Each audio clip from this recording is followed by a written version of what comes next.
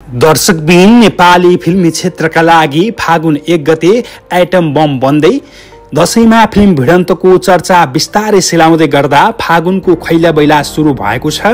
फागुन महिनामा यसपटक केही दिन बिदा पर्दा अधिकांश मेकरको आँखा पुगेको छ।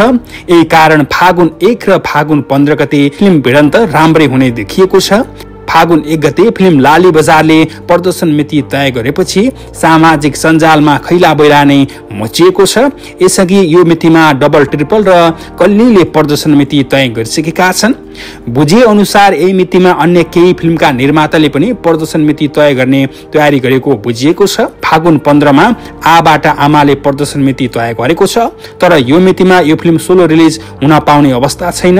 अन्य केही मेकर पनि यही मितिमा रिलिज गर्ने तयारीका साथ अगाडि बढेका छन्। लाली बजार फागुनको 1 गते आउने भएपछि कल्लीका निर्देशक लक्ष्मण सुनवारले सामाजिक सञ्जालमा लेखेका छन्, कोही फिल्मको पोस्टर ल्याएर तर्साउन खोज्ने, कोही फिल्म घोषणा गरेर तर्साउन खोज्ने, हामी पोस्टर प्रदर्शन गरिएको मान्छे तर्सिनु पर्ने, एटम बम भन्दा कम छैन फागुन 1 गते।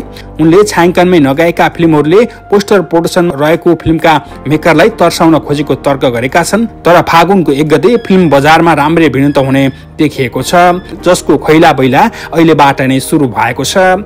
दर्शकबिन, यदि यस च्यानलका भिडियोहरू मनपर्छ भने हाम्रो च्यानललाई पनि सब्स्क्राइब गर्न नभुल्नुहोला अनि साइडमा रहेको बेल आइकनलाई पनि प्रेस गर्न नभुल्नुहोला। हस्त अहिलेलाई बिदा चाहन्छु, फेरि अर्को भिडियोमा भेटौँला। धन्यवाद। जय नेपाल।